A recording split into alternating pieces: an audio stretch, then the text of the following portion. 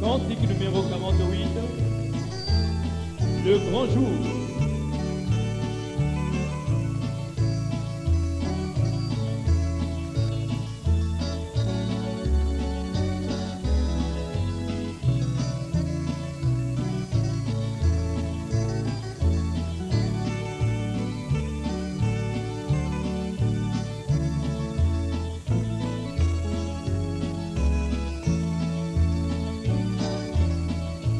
Le grand jour, Seigneur.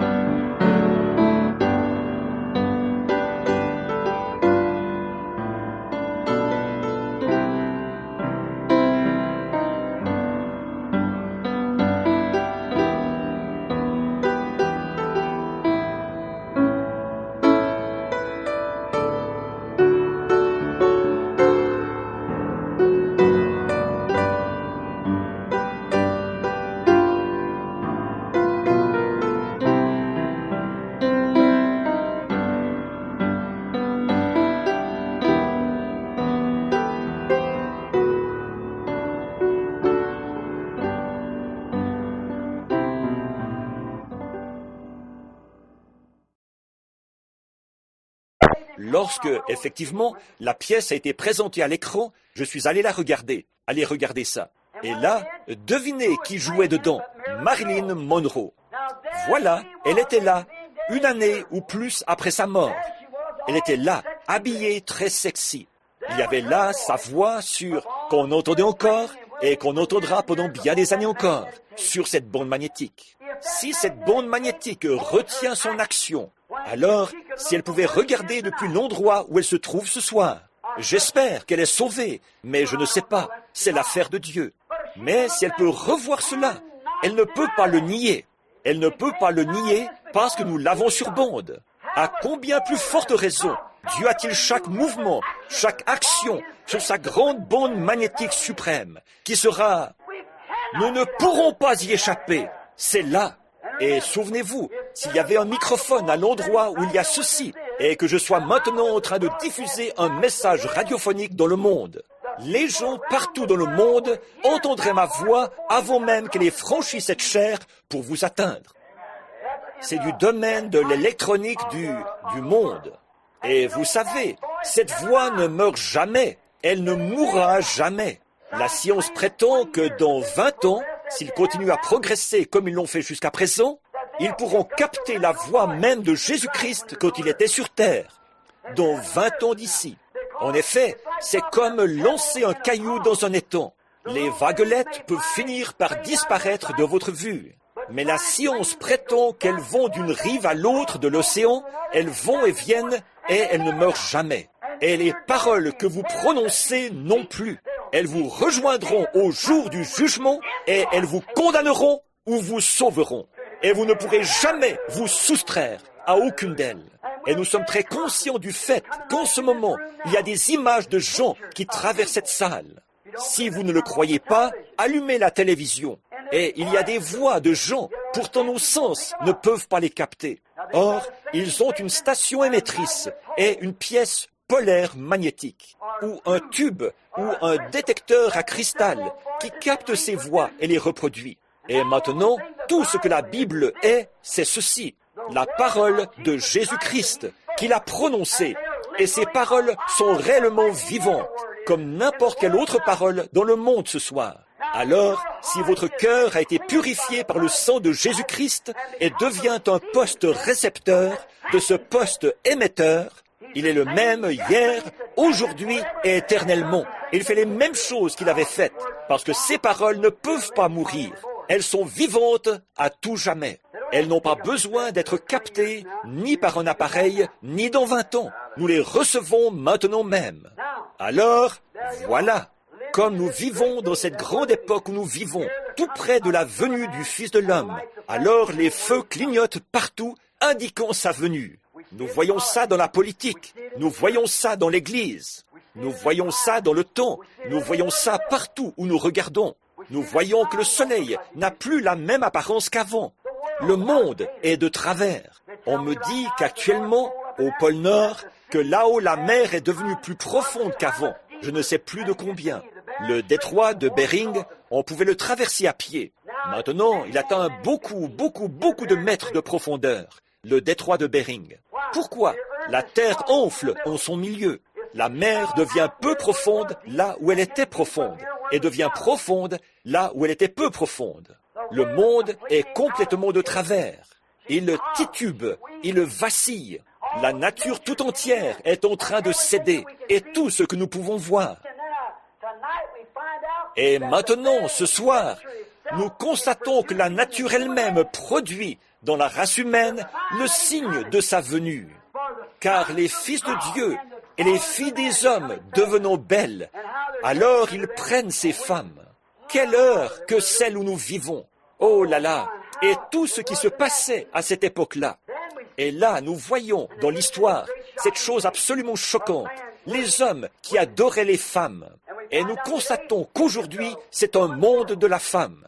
Il n'y a pas longtemps, j'étais en Suisse et je parlais à...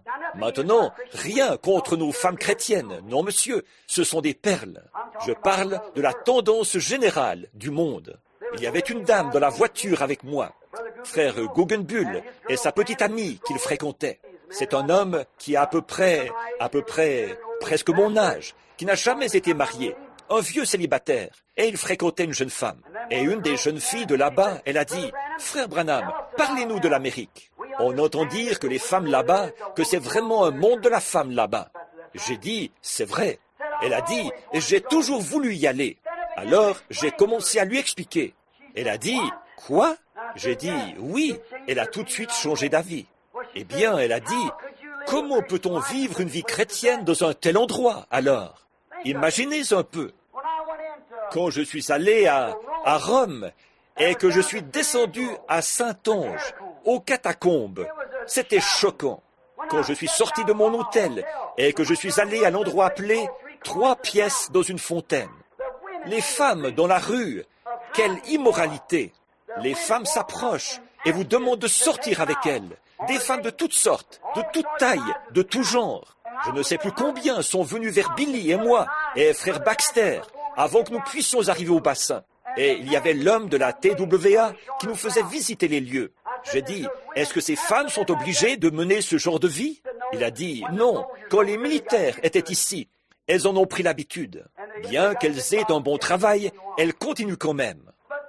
Mais même dans un endroit pareil, quand je suis arrivé là-bas, à Saint-Onge, il y avait un grand écriteau, tout près du Vatican, qui disait « Avis aux femmes américaines, veuillez vous habiller avant d'entrer, pour honorer les morts. » J'ai vu une fille américaine descendre à Paris. Et Paris, autrefois, c'était en fait l'un des endroits d'où venaient nos collections de mode.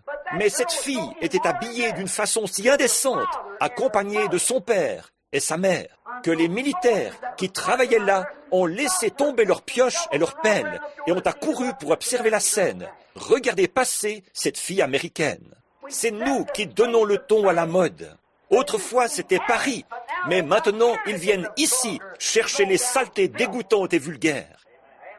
Dans cette nation qui vient d'être traversée par un réveil du baptême du Saint-Esprit, alors que le bien-aimé Seigneur Jésus montre les signes et les prodiges de sa miséricorde et parle de ce qui est arrivé du temps de Noé, et les feux clignotent de tous côtés.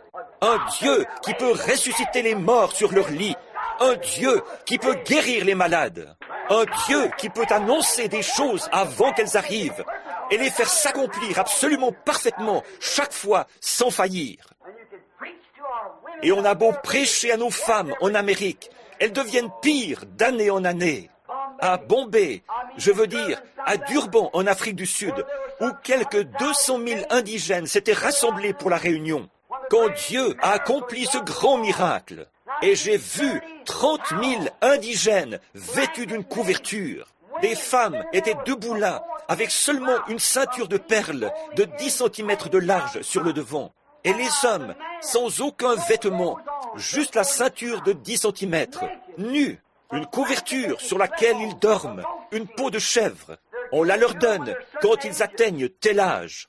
Et alors, ils vivent dedans, ils dorment dedans, ils s'enveloppent dedans, et ils meurent et sont enterrés dedans, quelque part dans un corral. Et j'ai vu ces femmes si primitives, au point qu'une femme a donné naissance à un bébé, là, à 6 mètres de moi. Elle n'est pas allée à l'hôpital, pas du tout. Oh, une femme l'a aidée, là, 1 minute, et en 5 minutes environ, tout était terminé. Elle a pris le bébé et l'a tenu contre sa poitrine pour qu'il tète. Primitif à ce point. Mais quand ils ont vu la puissance du Dieu Tout-Puissant venir sur un garçon qui était gravement atteint, qui n'avait même pas toute sa raison, et il s'est levé avec toute sa raison en louant Dieu, 30 000 indigènes vêtus d'une couverture ont reçu Jésus-Christ comme leur sauveur personnel. Qu'est-il arrivé? Souvenez-vous, ça c'est 10 fois plus qu'à la Pentecôte. 30 000. Et personne. J'ai observé ces femmes de mes propres yeux. Quand elles sont tombées par terre, ont brisé leurs idoles, donné leur vie à Jésus-Christ. Elles ne savaient pas, elles n'avaient probablement jamais entendu son nom, beaucoup d'entre elles. Mais quand elles sont tombées à genoux, je leur avais demandé s'ils étaient sincères, sérieux à ce sujet, de briser leurs idoles. Et ils ont brisé leurs idoles. Et alors ils sont tombés à genoux, ils ont donné leur vie à Christ pendant que je priais pour eux, et ils se sont relevés.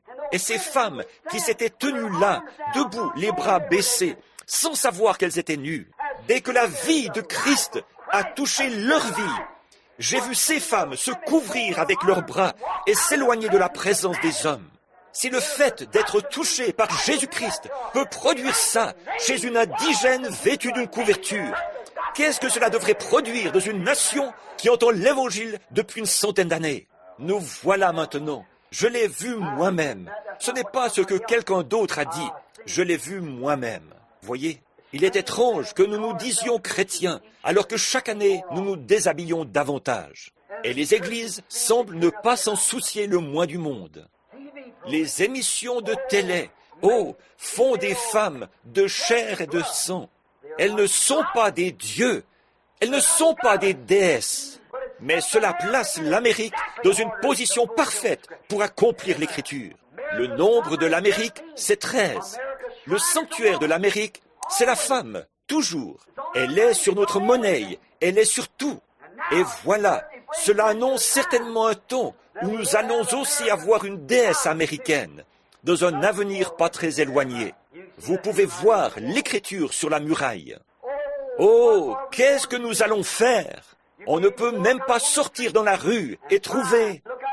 Regardez dans la rue, allez en ville et voyez un peu comment les femmes s'exhibent. Comment elles se montrent dans des vêtements que, franchement, une femme devrait avoir honte de porter dans sa chambre. Elles sortent dans la rue, moulées, et dans de tout petits vêtements, et là-bas, sur ces plages balnéaires, vêtues de petits kinis, ou le nom qu'ils donnent à ça, et des choses pareilles. Et elles ne savent pas qu'en elles se trouve un esprit du mal. Alors que beaucoup d'entre elles chantent dans des chorales. C'est ce que Jésus avait dit qu'il arriverait. La chair des femmes, elles sont de chair et de sang. Elles ne sont pas des dieux. À mon avis, que Dieu me pardonne si j'ai tort, c'est du striptease généralisé. On ne peut pas vraiment mettre la faute sur l'homme. S'il n'est pas un chrétien, s'il venait à tomber, à céder à la tentation, au point de faire quelque chose de mal, au point qu'il ne puisse pas se retenir. C'est étonnant qu'il n'y ait pas plus de viols, parce que très souvent, ce sont les femmes qui l'ont cherché. Or, même dans le cas contraire, comment pourrait-on mettre la faute sur l'homme? Il faut mettre la faute sur qui est en faute. Une femme dira, « Mais, frère Branham, je suis d'une moralité à toute. » Je n'en doute pas. Mais, ma sœur, savez-vous qu'au jour du jugement, vous aurez à répondre d'avoir commis un adultère quand vous vous montrez comme ça et que des hommes vous regardent?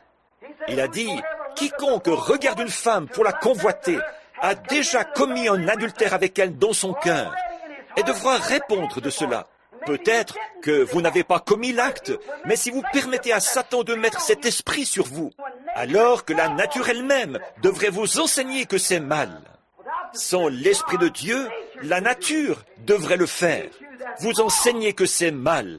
Je prédis que bientôt, elles vont se mettre à porter un genre de truc. Ce sera de nouveau juste une feuille de figuier. Je l'ai prédit il y a 30 ans. Voyez, un affront à la Bible. Voyez, elles le feront. C'est du striptease public. Maintenant, le diable fait la même chose aux fils de Dieu aujourd'hui. C'est vrai.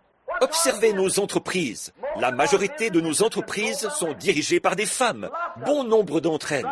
C'est vrai. Regardez nos églises. Regardez notre nation. Comment les fils de Dieu s'inclinent très bas devant le sanctuaire de ces choses, de ces femmes. Alors que ce sont, à mon avis, ce ne sont que des prostituées publiques. C'est affreux à dire, mais c'est la vérité toute nue. Je sais que les gens qui écoutent ces bandes et tout, c'est ce qu'ils diront. Mais comment pouvez-vous faire une chose pareille? Si vous vous exhibez dans cette tenue et qu'un homme vous regarde, alors Jésus a dit que vous avez commis un adultère avec lui. Et quand cet homme devra répondre d'avoir commis un adultère, qui l'a fait? À qui la faute?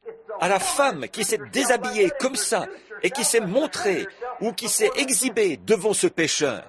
C'est vrai. De quoi est-ce le signe? Du temps de la fin, du feu rouge. La maternité s'est dégradée. Les nations se dégradent. Maintenant, si vous voulez voir où Jésus l'a dit, lisez Matthieu 5, 28. C'est là que ça se trouve.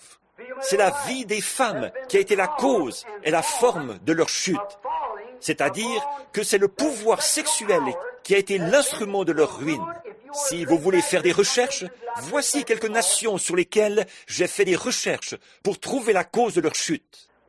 Il y a eu l'Égypte, la Syrie, Rome, et j'en passe, qui sont tombés par le pouvoir des femmes. Remarquez, après le salut, il n'y a rien que Dieu puisse donner à un homme qui soit meilleur qu'une gentille épouse. Il n'y a aucun homme qui puisse consoler, aucune personne qui puisse consoler quelqu'un. Quand ils sont fatigués, ils ne se confieront à personne comme ils se confient à leur épouse. Quelle chance vous avez, frères, quand vous avez une gentille petite épouse qui est pure et droite et vertueuse. Quand vous êtes fatigué et abattu, vous pouvez rentrer chez vous et vous asseoir. Elle pourra vous parler. Elle peut faire plus pour vous que n'importe qui d'autre. C'est vrai. Elle est une perle, elle est une reine. Mais souvenez-vous, la femme a été créée à cause de l'homme et non l'homme à cause de la femme. Le dernier être qui a été créé, que Dieu a créé, c'était l'homme. La femme est un produit dérivé de l'homme. Elle a été créée à cause de l'homme et non l'homme créé à cause de la femme. Là, ils ont inversé les rôles et l'homme se prosterne devant le sanctuaire de la femme. C'est exactement ce qui a déclenché tout ça au commencement. C'est ce qui est arrivé au commencement. Comme le Fils de Dieu, Adam, ne pouvait pas être tenté de faire ce qui est mal.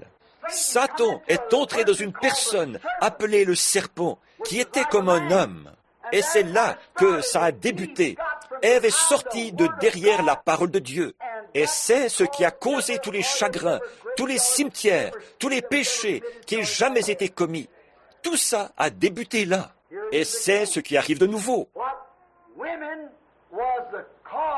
Quoi? Les femmes ont été la cause de la première chute. Et les femmes marquent la fin du temps. Elles en a marqué le début, elles en marquent la fin. Ce n'est pas étonnant que la Bible dise « Les réchappés de Sion auront de la gloire aux yeux de l'Éternel ». Alors que dans Ésaïe 5, il a parlé de ce que serait l'immoralité des femmes dans les derniers jours et comment elles seraient, qu'il leur faudrait avoir tant de vêtements et avoir les cheveux coiffés et tout ce genre de choses. La Bible en parle dans Ésaïe 5, qu'elle marcherait avec des chaussures à talons hauts, qu'elle ferait résonner en marchant et qu'elle descendrait ses bas et les choses qu'elle ferait et les nombreux vêtements de rechange, l'habillement et tout ce genre de choses. Et il est dit, tout cela lui sera ôté. Et elle sera assise là. Elle sentira mauvais à cause de son immoralité. Et il est même dit, 7 femmes saisiront un seul homme et diront, nous ferons notre propre travail. Fais-nous seulement porter ton nom. Enlève notre opprobre. Mais il a dit, quelle gloire aura ce petit germe qui aura échappé à toutes ces choses. Ce sera sainteté à l'Éternel en ce jour-là. Quand les femmes vraiment et authentiquement nées de nouveau connaîtront leur place, bien qu'on se moque d'elles, qu'on dise qu'elles sont ridicules et démodées et tout, mais comportez-vous comme une femme, comme une dame. Tenez-vous comme une femme, habillez-vous comme une femme, parlez comme une femme, vivez comme une dame. Oui, amen. Ça veut dire qu'il en soit ainsi. N'ayez pas peur, ça ne vous fera pas de mal. Très bien. La parole même de Jésus a annoncé ce qui arriverait, ce grand étalage. Il a aussi dit du temps de Lot. Si vous voulez noter ce passage de l'Écriture, c'est Luc 17, 28. Il a dit, les hommes mangeaient, buvaient, ils achetaient, ils vendaient. Normalement, ce sont des choses légitimes, mais observez. Et ils s'y occupaient, mais ils mettaient toutes leurs pensées là-dessus. Et du temps de Lot, les femmes avaient une moralité si relâchée qu'on ne se servait plus d'elles comme on doit se servir des femmes. Mais elles étaient perverties, à tel point c'était devenu si commun, les femmes étaient devenues si communes qu'ils que les hommes avaient des relations entre eux. Il y avait eu perversion des fonctions naturelles, des cellules sexuelles, ce qui avait modifié leur penchant, parce que les femmes étaient devenues si faciles. Il y a quelques jours, j'étais à Tucson et je suis sorti acheter un pain. Il y avait un garçon assis là et 2 jeunes garçons dans la voiture. Un autre est entré pour acheter un paquet de cigarettes. Le vieux monsieur, aux cheveux gris, a baissé les yeux vers lui. Il a dit, « C'est pour qui ces cigarettes? Pour ta mère ?» Il a dit, « Non, c'est pour ce garçon. » Il a dit, « Est-ce qu'il est assez âgé pour ça ?» Il a dit, « Oui, monsieur. » Il a regardé derrière lui, comme ça. Moi, je me tenais là avec un pain et un litre de lait, en train d'observer. Et alors, il a dit, « Bon, » et il le lui a donné. Il a regardé dans ma direction et il a dit, « J'en doute. » J'ai dit, « Il ne pourra jamais être assez âgé pour ça. Il n'est pas assez âgé, quel que soit son âge. » Il a dit, « Je suis d'accord avec vous. » Il a dit, « Est-ce que vous avez du mal à essayer d'arrêter ?» J'ai dit, « Je n'ai jamais commencé ça. » J'ai dit, « Je n'ai jamais commencé. » J'ai dit, « Mes parents fumaient et consommaient du tabac. Mais le Seigneur Dieu m'en a gardé. » Il s'est retourné et m'a regardé un peu bizarrement. Il a dit, « Eh bien, je trouve que c'est scandaleusement honteux aujourd'hui de voir comment... » Il a dit, « Autrefois, on mettait les femmes sur un piédestal. » Il a dit, « On l'honorait. On ôtait notre chapeau en sa présence. On marchait dans la rue, et les hommes, s'ils entendaient quelqu'un faire une remarque sur une femme, ils le remettaient sévèrement à sa place. » Vous voyez? Et il a dit, « Ils honoraient les femmes. » Mais il a dit, « Monsieur, les femmes l'ont cherché. » Il a dit, « Maintenant, il ne se lève plus. Autrefois, il se levait. Quand une femme montait dans un tram, tous les hommes ôtaient leur chapeau et lui offraient un siège. » Il a dit, « Maintenant, on se pousse, on se bouscule. » Il a dit, « Elles l'ont cherché. » Et c'est la vérité. C'est Hollywood, cette antre démoniaque là-bas, qui a présenté ça à la télévision et dans les magazines, au point que c'est devenu une énorme marmite remplie d'ordures. C'est vrai. Je sais qu'une telle affirmation n'est pas populaire, mais c'est une affirmation vraie. C'est la vérité. C'est la parole du Seigneur et aussi un signal avertisseur, annonçant que Christ viendra dans cette génération. Il a dit, ceux qui verront ceci arriver ne passeront pas, que toutes ces choses ne se soient accomplies. Il a dit, les cieux et la terre passeront, mais ma parole ne passera jamais. C'est un avertissement. Le feu rouge clignote. Le rideau tombe. Nous sommes au temps de la fin. Nous voyons les signes du Seigneur Jésus qui guérit les malades, ressuscite les morts, chasse les mauvais esprits. Nous voyons les gens sanctifiés et rendus saints par le Saint-Esprit. Nous voyons des vies changées. Nous voyons de grands signes. Nous voyons des signes mystiques dans les cieux, comme des soucoupes volantes. Le Pentagone, beaucoup de gens montrent ça à la télévision, écrivent à ce sujet. Ils ne savent pas quoi en penser. Toutes sortes de signes mystérieux. Le Seigneur Jésus qui descend sous la forme d'une colonne de feu, qui se laisse photographier, qui vit parmi nous, qui prouve qu'il est le même hier. Nous voyons toutes ces choses arriver. Nous voyons la froideur de l'Église.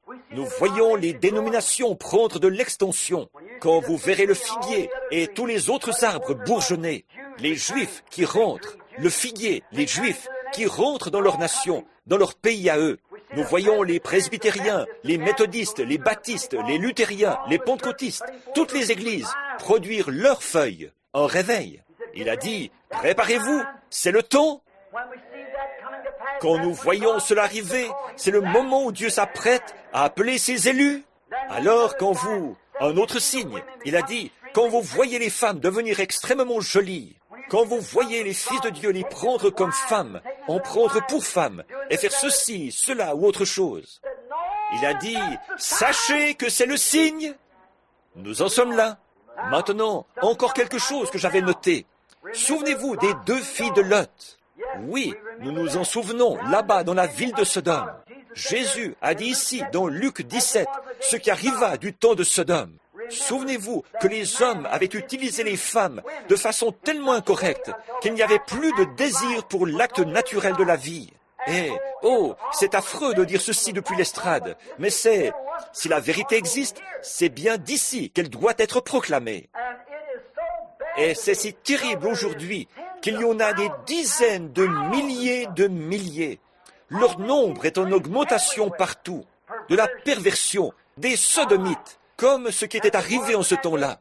C'est parce que l'usage naturel de la vie humaine, qui leur permet de se reproduire sur la terre, a été tellement malmené. Et ça a continué de plus belle, si bien que ce désir-là est rapidement en train de s'éteindre. Je dirais que d'ici 10 ou 15 ans, ce sera presque du passé, à l'allure où vont les choses. Des remarques importantes. J'avais quelque chose d'Edgar Hoover là-dessus, mais je ne sais pas, je pensais l'avoir posé ici, mais je ne l'ai pas. Ce qu'il a dit à ce sujet. Et donc, nous voyons ces choses. Oh là là! Jude, dans son grand petit livre, comme je l'appelle, au verset 7, lisons-le donc. Je veux lire ceci. Jude, au verset 7, c'est le dernier livre avant le livre de l'Apocalypse. Je l'ai noté ici, Jude 7, verset 7. L'homme et la femme qui brandissent leurs vœux de mariage, qui les transgressent, qui vont après une autre chair. Écoutez, et comme Sodome et Gomorrhe et les villes d'alentour se sont abandonnés à la fornication de la même manière que ceux-là, étant allés après une autre chair. Voyez, oh, la fornication, étant allés après une autre chair, sont là comme exemple de la peine subie et d'un feu éternel. C'est-à-dire être complètement consumé et éliminé. Il y a quelque temps, à Los Angeles, j'étais au camping là-bas. Je roulais sur la route et une petite demoiselle, une jolie petite jeune fille, très jolie, marchait sur la route. J'ai pensé, elle doit aller à un spectacle. Elle portait un petit costume traditionnel du Far West d'environ 15 à 20 cm de large sur le devant, avec une petite frange de 7 à 10 cm qui pendait. Et sur le haut du corps, elle n'avait qu'un petit truc posé en travers, comme ça. J'aurais pu mettre ça en bouchon et le cacher dans mon poing fermé. Elle portait un chapeau de cow-boy et une paire de bottes avec des glands. Très attirante. Je voyais ce qui pourrait pousser n'importe quel jeune homme à donner un coup de frein et tout, pour s'arrêter près d'elle, pendant qu'elle marchait sur la route en se trémoussant. Je m'apprêtais à tourner en direction du camping. Je suis monté vers le camping et j'allais faire demi-tour pour retourner là-bas. Je me suis dit que j'allais m'arrêter et dire « Mademoiselle, j'aimerais vous parler au nom de notre Seigneur Jésus-Christ. Bien que vous soyez une jolie fille, ça ne fait aucun doute. Bien que vous ayez une silhouette qui ferait probablement que vous désirez entendre crisser les freins. Vous rendez-vous compte que cet esprit qui vous fait faire ça vous emmènera dans l'enfer du diable où vous souffrirez pendant les âges à venir? Vous rendez-vous compte que ce beau petit corps bien formé et ces belles pommettes, ces cheveux bien coiffés et tout, ces lèvres rouges? Peut-être que dans 6 mois, les vers entreront et sortiront de ce corps bien formé, là-bas, dans la poussière. Et cette âme qui l'habite aujourd'hui sera dans le tourment du diable. Et là, quelque chose m'a arrêté, comme si Dieu disait, « Si tu fais ça, ils vont t'enfermer là-bas, en prison. » Voyez, voilà. Alors j'ai vu Billy sortir et me faire signe. C'était le temps de venir. Je les entendais chanter « Crois seulement ».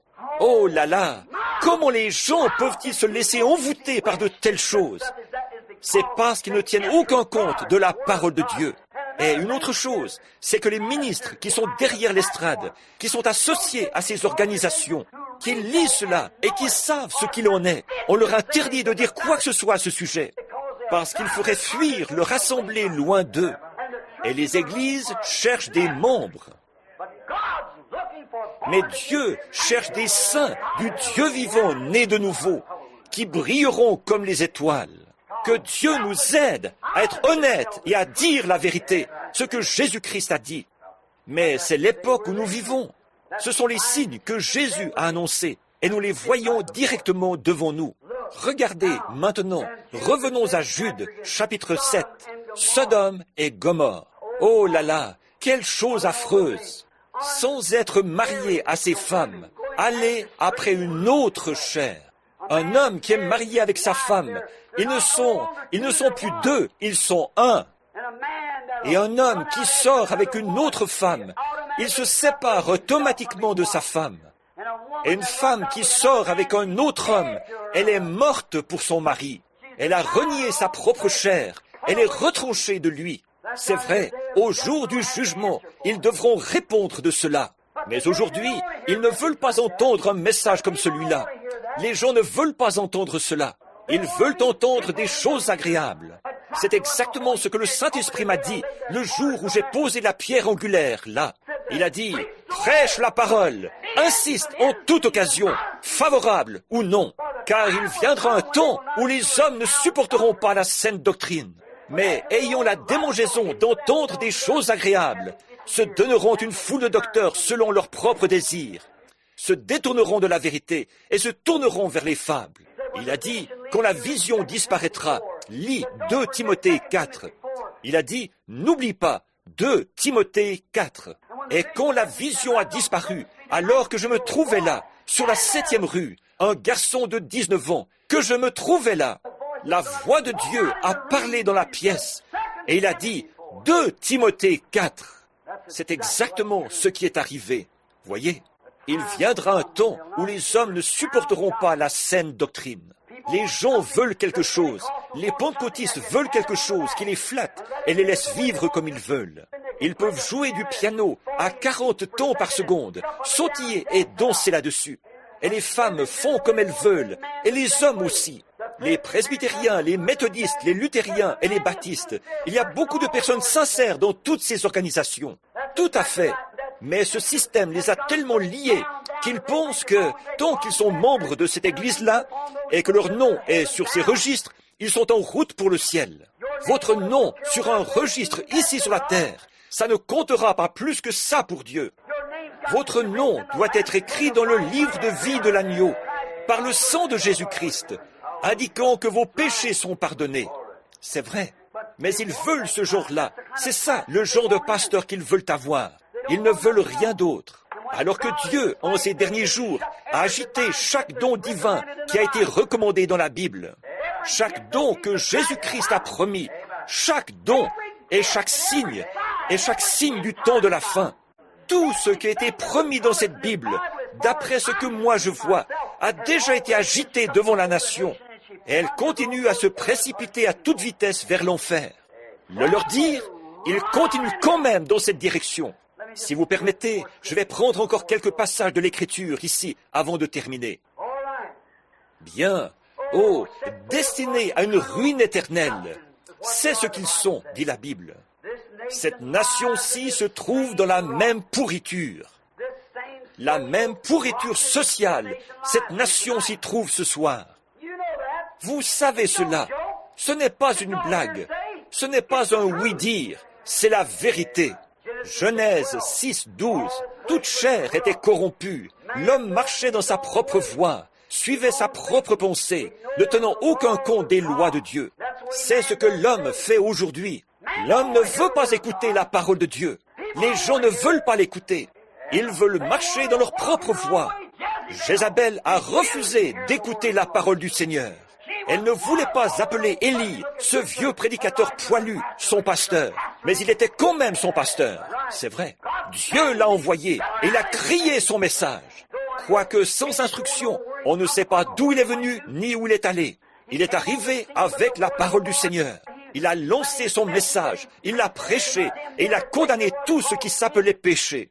Alors que cette Jézabel moderne avait détourné et envoûté les gens par la sorcellerie de ses pouvoirs, au point que la nation entière était corrompue. Et Élie s'est tenu seul, là, sur la montagne. Dieu a dit, Élie, ne va pas penser ça. J'ai encore 7000 hommes là-bas qui ont le cœur honnête. C'était son deuxième poule. Et au troisième, il est retourné les chercher. Mais souvenez-vous, Dieu a été miséricordieux. Et le message d'Élie a condamné cette génération incrédule.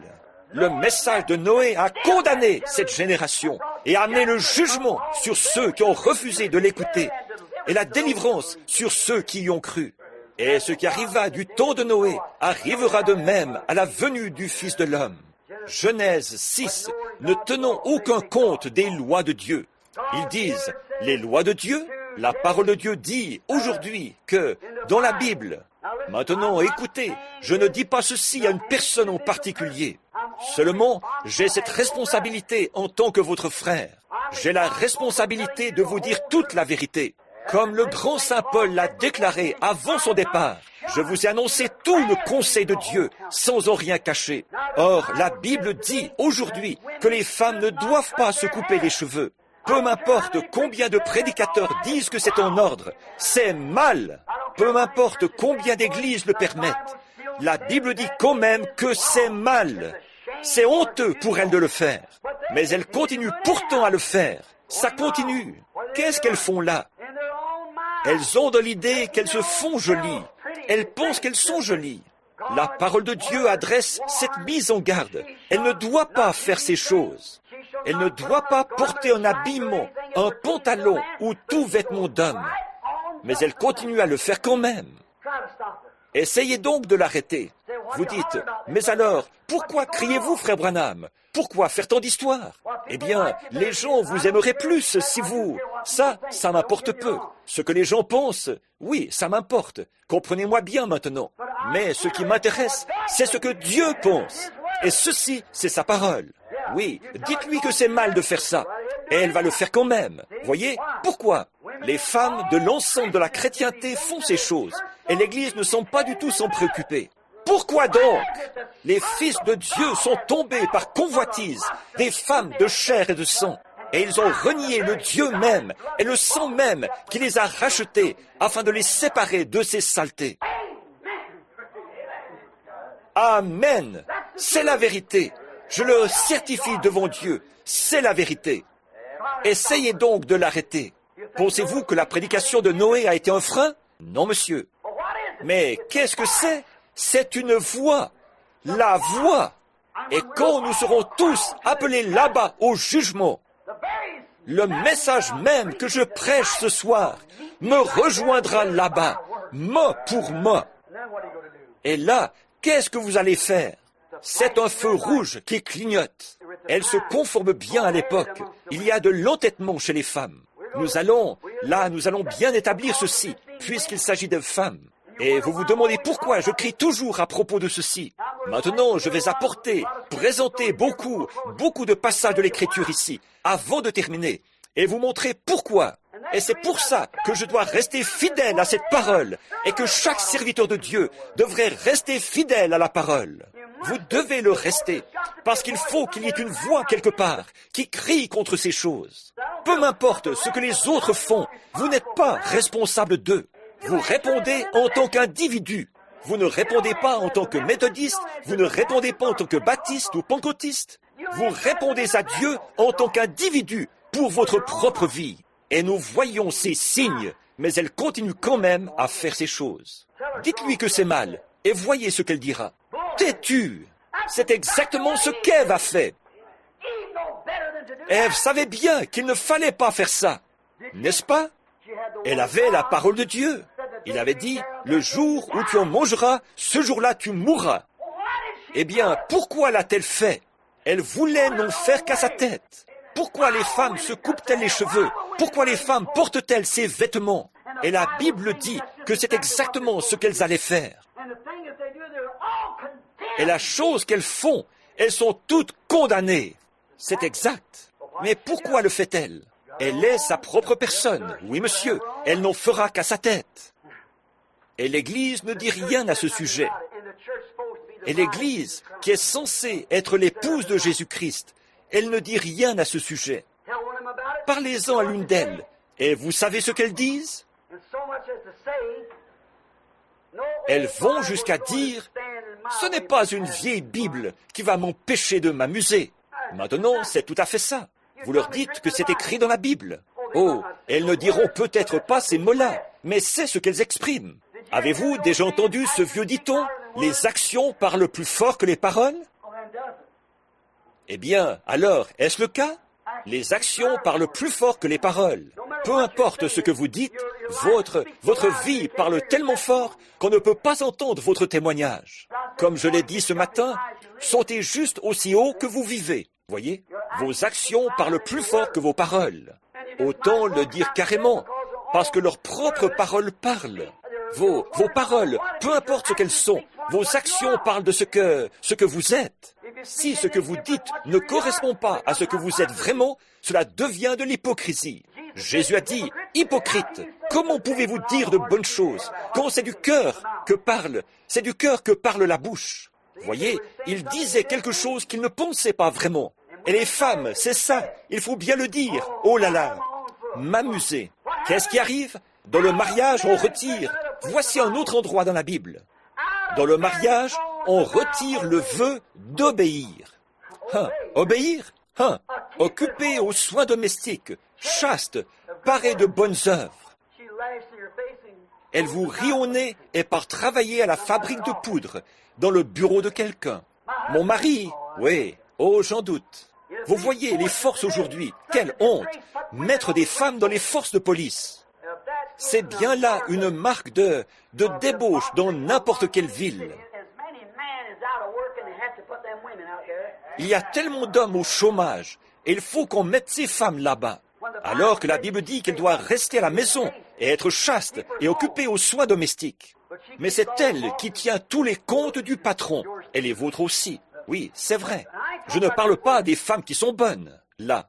Je ne m'en prends pas à vous, les femmes qui sont vraiment des femmes de Dieu. Que Dieu vous bénisse. À l'écoute de la bande, ou n'importe où ailleurs. Mais ce que je dis, c'est que, quand on en trouve une comme ça, on en trouve 1500 qui sont autrement.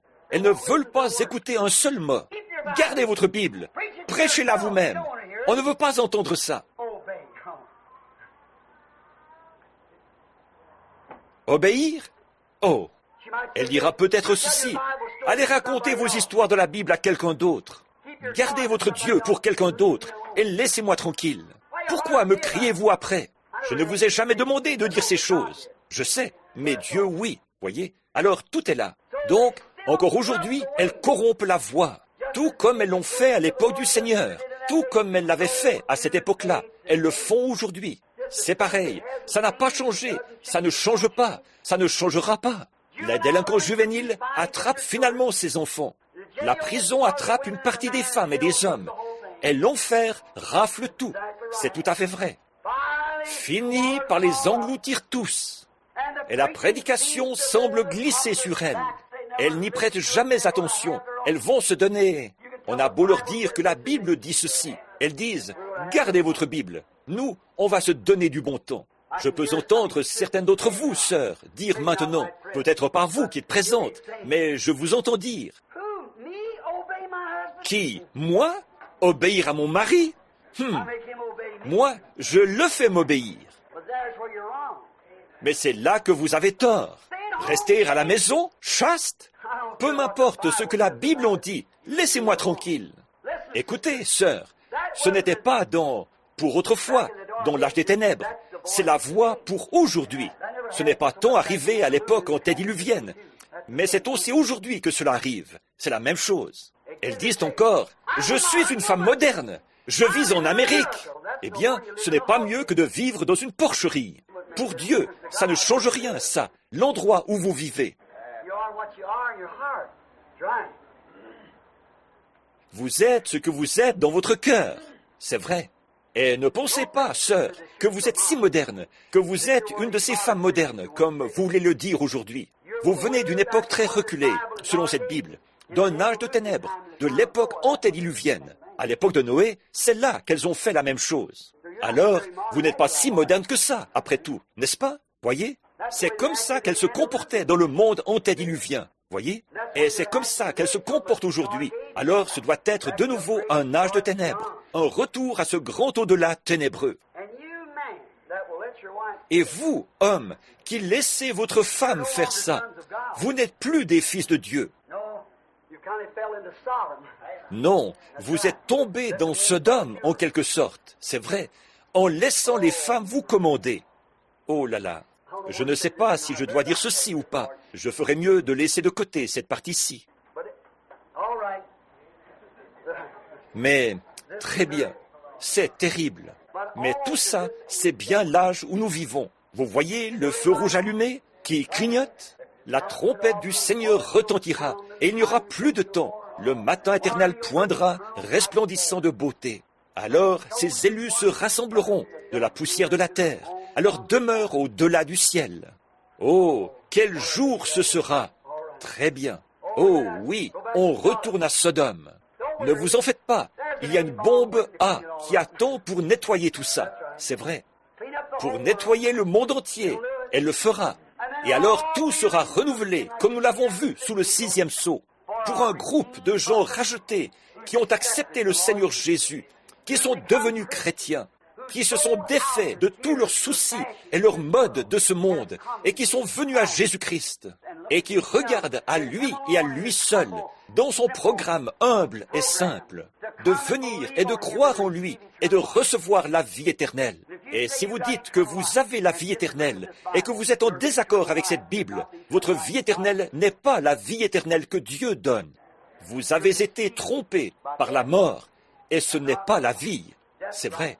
Donc, oh, crains Dieu et observe sa parole, car c'est là le commandement complet.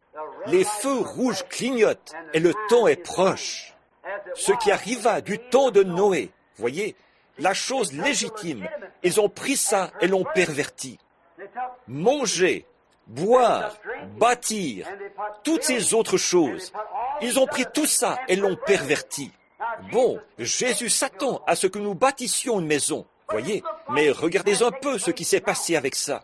Manger, il s'attend à ce que nous mangions, c'est vrai, regardez ce qui s'est passé avec ça. Boire, nous nous attendons à boire notre eau et à faire ce que nous devons faire. Mais à la place de ça, ils ont fait des alcools et des liqueurs et tout, et des cocktails, et ils entraînent leurs femmes là-dedans, voyez. Et qu'en est-il de l'augmentation de la population, comme c'était arrivé du temps de Noé? Qu'en est-il de l'augmentation constante de la beauté des femmes, de plus en plus? Voyez, un feu rouge.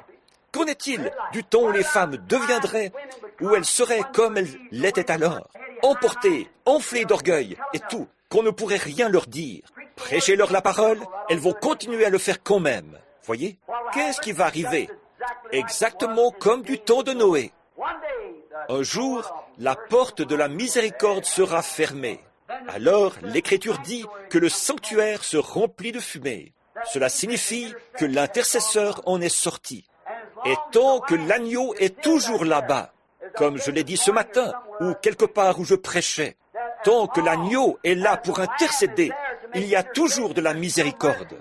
Mais quelle assurance avons-nous quand nous voyons que le train approche déjà de la gare, quand nous voyons la venue du Seigneur, le feu qui clignote? Combien je pourrais parler de différentes choses que nous savons qu'il a promis de faire ici dans les derniers jours, et nous les voyons juste devant nous. Et puis nous voyons ce sujet ce soir d'un autre feu rouge qui clignote. Nos femmes qui se conduisent n'importe comment et tout, leur comportement. Nous voyons que cela indique que chaque borne kilométrique, tout, chaque aiguille, chaque boussole, tout est dirigé sur sa venue. Nous sommes à la fin. Que je sache, il n'y a rien d'autre qui doive arriver que la venue du Seigneur. Et alors, mon cher ami qui est en dehors de Christ, qu'en pensez-vous? Vous appuyez-vous seulement? Honnêtement, mon ami, je veux vous poser une simple question. Vous appuyez-vous seulement sur une petite sensation que vous avez eue, ou peut-être quelque chose que vous avez eu? Peut-être qu'une fois vous avez été dans la joie, et vous avez dansé dans tous les sens, comme le font beaucoup de gens de la sainteté, de pentecôtistes, de nazaréens et de pèlerins de la sainteté. Ils croient que s'ils sont assez dans la joie pour danser, ça y est. Et après, vous vous coupez les cheveux et vous portez des shorts. Est-ce que le Saint-Esprit vous ferait faire ça alors qu'il le condamne dans la Bible? Qu'en est-il de vous qui dites, eh bien moi, je fais partie de l'Église, je suis pentecôtiste, je suis méthodiste, ou quoi que je sois, je suis membre, ma mère est membre fondateur de l'Église, j'ai été membre fondateur, et l'Esprit même qui est sur vous, vous fait faire les choses que cette Bible condamne. Voyez? Vous dites, j'ai parlé en langue, frère Branham.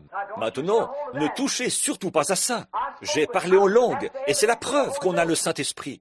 Si votre vie, si vous pouvez toujours vous couper les cheveux, si vous pouvez toujours faire ces choses que la Bible dit de ne pas faire, vous aurez beau parler en langue toute la journée et toute la nuit, là encore, ça n'a rien à voir avec Dieu.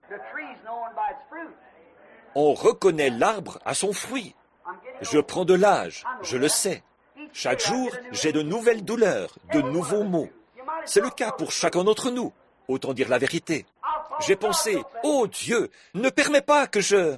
L'une des choses les plus tristes, c'est de voir un homme ou une femme qui n'a jamais accepté Christ et qui a seulement mené la vie d'un vieux membre d'église conservateur, plus méchant que Satan lui-même. Et de le voir agir comme un vieux grognon, eh bien, je te le dis, moi, je ne crois pas, c'est... Oh Dieu, que jamais, c'est la couronne la plus affreuse avec laquelle Satan puisse couronner la vie de quelqu'un. Une vieille grincheuse d'environ 60 ou 70 ans, de la graisse qui lui pond sous les bras et le visage couvert de rides. Les cheveux coupés courts, de 4 ou 5 couleurs différentes, en train de se pavaner dans un petit short. Si ce n'est pas ça, être couronné par Satan, je n'ai jamais vu ce que c'est, ou un vieux grognon. Oh Dieu, je sais que donne-moi la grâce de ne jamais me plaindre. Et je veux que ma vie, Seigneur, je veux que la vie des miens, oh Dieu, fais que notre vie puisse être couronnée. Peu importe que nous souffrions, quoi qu'il arrive, quel que soit le nombre de ceux qui se retournent contre moi. Je sais une chose, c'est que dans ma vie, alors que je prends de l'âge, mes amis, le courant derrière moi aura bientôt disparu. Il rétrécit de plus en plus, comme je descends le chemin. Et je sais une chose, il viendra un temps où plus personne ne viendra vers moi pour me demander conseil. Ceux qui me connaissaient dans mes jeunes années seront partis si je suis toujours en vie. Mes amis seront de moins en moins nombreux à mesure que j'avancerai en âge maintenant. Et je sais qu'un jour, je devrais mourir. J'espère que Dieu ne laissera jamais Satan me couronner comme un vieil homme grincheux et indifférent. Et ma femme, comme une vieille femme qui n'arrête pas de faire des remarques, ou votre femme, ou vous, comme ça. Je prie, frère, que notre vie soit couronnée des fruits de l'esprit. L'amour, la joie, la longanimité, la bonté, la patience, la vérité, la foi par le Saint-Esprit. Ma vie s'effrite. Il y a environ 35 ans, je me tenais ici à la chaire. J'étais un jeune garçon. Ce soir, je suis âgé, les cheveux gris, chauve, les épaules tombantes. Je suis usé. Ma vie tire à sa fin et les fils sur lesquels je marche deviennent ténus. Comme je continue à naviguer dans ce courant, mes amis deviennent moins nombreux. Et au bout d'un certain temps, j'en viendrai à peut-être que je n'apprécierai plus les chants comme auparavant. Et peut-être que mes petits-enfants, les enfants devront dire « N'énervez pas, grand-papa, ça pourrait en arriver là si je vis. » Ensuite, j'en arriverai à ne plus pouvoir me lever de mon fauteuil. Alors, un matin, le brouillard entrera dans la chambre. Je ferai signe à la mort de l'autre côté de la frontière de venir me chercher. Elle peut seulement me prendre par la main et me conduire de l'autre côté, vers mon maître. Elle n'est pas, pour moi, un surveillant d'esclaves. Je ne suis pas son esclave. C'est elle qui est mon esclave. Christ a vaincu la mort pour moi. Et la seule chose qu'elle peut faire, c'est me faire entrer dans la présence de mon Créateur, quand cette tente où nous habitons sur la terre sera détruite. À l'instant où la maman va avoir un bébé, on remarque, peu m'importe combien elle a été cruelle et combien méchante. Vous savez, peu de temps avant la naissance de ce bébé, la mère devient douce. Pourquoi donc, quand ces petits muscles dans son ventre se contractent et tressaillent comme ça, il y a un corps céleste qui l'attend. Et quand il sort de la mer, le médecin ou la sage-femme ou quelqu'un doit le prendre et lui donner un choc, une claque sur les fesses, le secouer ou quelque chose comme ça. Et alors il reçoit le souffle de vie, le petit esprit angélique entre en lui, le souffle de vie, et il devient une âme vivante. Et quand nous avons Christ dans notre cœur, et que Christ devient réel dans notre cœur, c'est un petit bébé. Si cette tente où nous habitons sur la terre est détruite, Jésus a dit dans Jean 14, pour terminer je dirai ceci, il a dit que votre cœur ne se trouble point. Si vous avez cru en Dieu, croyez en moi. Car dans le royaume de mon Père, il y a plusieurs tentes. J'irai vous préparer une place. Quand cette tente où nous habitons sur la terre serait détruite, nous en avons une autre. J'irai vous préparer une place, afin que là où je suis, vous puissiez y être aussi. Vous qui désirez être avec lui. Alors je sais qu'il y a ce petit enfant, Christ, qui a pris forme par la nouvelle naissance. Lorsque toute autre vie se détachera, que toute vie mortelle et tout disparaîtra, alors il faudra quelque chose pour me donner un choc. Il faut la mort. La mort vous donne le choc quand elle vous frappe, mais elle ne fait que vous faire renaître dans un nouveau royaume. là-bas de l'autre côté, où il n'y a pas de maladie, pas de chagrin, pas de vieillesse, ni rien. Que Dieu nous aide. Comment, mon ami, pourriez-vous rejeter quelque chose comme ça, puisqu'il n'y a aucun espoir dans ce monde, en dehors de Jésus-Christ? Les feux rouges clignotent. Les nations se disloquent. Israël se réveille. Les signes que la Bible a prédits. Les femmes qui se coupent les cheveux, qui portent des shorts, le feu rouge est allumé, voyez? Les jours des nations sont comptés. Ils sont remplis d'effroi. Retournez ou dispersez vers les vôtres. Le jour de la rédemption est proche. La peur fait défaillir le cœur des hommes. Soyez remplis de l'esprit. Vos lampes préparées et lumineuses. Levez les yeux. Votre rédemption est proche. Je l'aime. Je veux que vous l'aimiez. Et alors que nous inclinons la tête un instant pour prononcer une prière en terminant, les feux rouges clignotent. Le signal est allumé. La venue du Seigneur est proche. Il parle aux nations. Il parle aux gens. Il parle par les signes et les prodiges. Comme nous avons pris Sodome et montré comment cet ange était venu à Abraham. Les signes qu'il avait accomplis juste avant que le feu tombe, nous les voyons. Il a dit, du temps de Lot, les hommes bâtissaient, ils vendaient. Regardez ça aujourd'hui.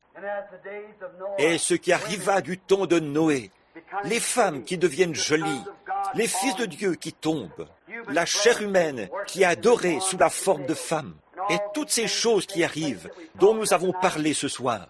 Le feu clignote, la venue du Seigneur est proche. N'êtes-vous encore qu'un membre d'Église? Êtes-vous sûr, mon ami? Qu'est-ce qui vous dit que vous serez en vie demain? Regardez Frère Way, qui était debout ici ce matin. En un instant, alors qu'il se retournait pour serrer la main à quelqu'un, il est tombé raide mort. Dieu n'aura peut-être pas la bienveillance de vous donner à vous une autre occasion. Vous ne savez pas à quelle minute votre cœur va battre pour la dernière fois. Réfléchissez à ça. La venue de Christ fait clignoter ces signes. Regardez-les. Voyez si ce que je vous ai dit ce soir, ce n'est peut-être pas très populaire, mais c'est la vérité. C'est ce que Dieu a dit, et nous en sommes là. Les femmes ne veulent pas rester à la maison. Elles ne veulent pas s'occuper de leur famille. Elles engagent une babysitter et vont à une soirée quelque part. De la délinquance juvénile, toutes sortes de choses qui se passent. Elles se coupent les cheveux, portent des shorts, se maquillent. Elles augmentent en nombre, de plus en plus jolies. Les hommes, les fils de Dieu tombent. C'est un piège que Satan utilise pour faire tomber les fils de Dieu. Comme Jésus l'a dit, il faut que cela arrive. Il a dit qu'il en serait ainsi. Et voilà, ça y est. Il a dit, quand ces choses arriveront, cette génération ne passera pas. Ça, c'est 40 ans que tout cela n'arrive. Réfléchissez à ça. N'êtes-vous encore qu'un membre d'église? Avez-vous mal agi? Regardez et sondez votre vie ce soir, hommes et femmes. Regardez-vous, regardez vos propres fautes. Qu'arriverait-il dans votre état actuel? Si Christ était sur terre en train de prêcher ceci, vous dites, si je l'avais entendu prêcher ça, je me serais repenti. Si vous l'auriez fait, alors ceci, ce soir, c'est sa propre parole. Vous le ferez maintenant. Si vous êtes sans Dieu et que vous savez, oh, vous dites, je suis membre de l'Église, j'ai parlé en langue. Là, nous mettons ça de côté. Regardez-vous, examinez votre vie maintenant à la lumière de la parole de Dieu. Êtes-vous cette personne qui s'en va en disant, peu m'importe ce que la Bible dit. Frère Branham, je pense que vous avez tort. Ce n'est pas moi qui ai tort. S'il y a quelque chose qui a tort à ce sujet, c'est la parole. Et vous ne connaissez pas encore Dieu, et vous n'êtes pas sûr que si Jésus venait à cette heure-ci, vous seriez prêt à partir. Pourquoi prendriez-vous la chose à la légère, en voyant que la mort est si proche, en voyant que la fin est si proche? S'il y a quelqu'un ici, pendant que vous avez la tête inclinée maintenant, qui voudrait qu'on pense à lui dans la prière, alors que nous terminons, voulez-vous simplement lever la main et dire, « Frère, priez pour moi. Que Dieu vous bénisse, sœur. Que Dieu vous bénisse, frère, sœur. Oh, partout dans le bâtiment. C'est ça. Faisons simplement un petit inventaire maintenant. Vous, les sœurs, maintenant, en étant vraiment de bonne foi et dans l'espérance, réfléchissez à ceci. Ai-je vraiment obéi à Dieu? Vraiment, où est mon désir? Frère Branham, je fais encore ces choses. Je me sens bien, je me sens heureuse. Savez-vous que les païens se sentent tout aussi heureux? Vous savez, un homme ivre est tout aussi heureux que vous, sous l'effet de l'alcool, sous l'influence de l'alcool. Si vous êtes heureux sous l'effet de quoi que ce soit qui est contraire à la parole de Dieu, c'est le diable. Si vous dites « Je suis satisfait dans mon église », Cantique numéro 61. Quel jour ça sera?